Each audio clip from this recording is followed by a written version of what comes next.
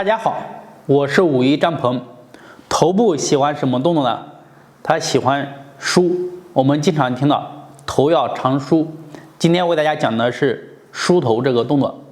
头部呢，也是我们的诸阳之会，它有我们的膀胱经、督脉、胆经，这些阳经都在这上面汇聚。那么我们经常去梳头，可以疏通你的经络，提升你的阳气，从而让你的气血更加的充足。今天呢，跟着我一起来学习梳头怎么去做。在我们梳头之前，把手拿出来看一下你的手的食指、指腹。我们是用指腹，而不是用手指甲。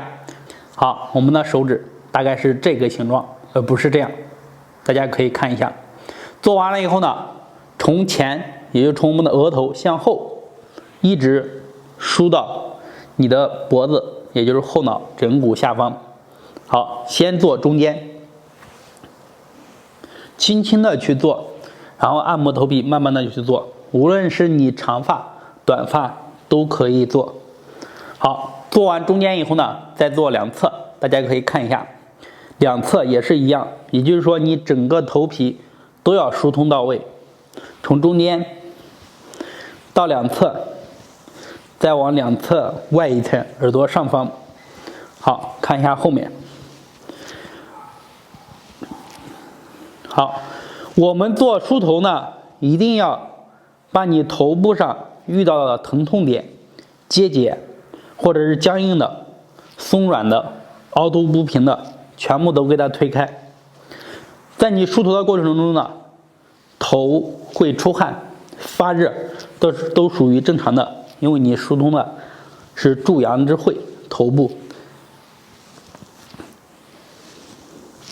还有一些人刚开始做梳头，可能会出现头发脱落的现象，然后比较多，这个不用担心，随着你坚持做个1周以上，基本上不会再脱发。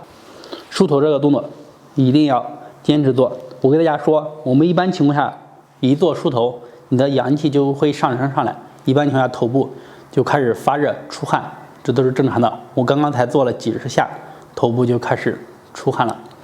好，希望大家早上起来可以坚持练一练梳头这个动作。今天呢，就为大家讲到这里。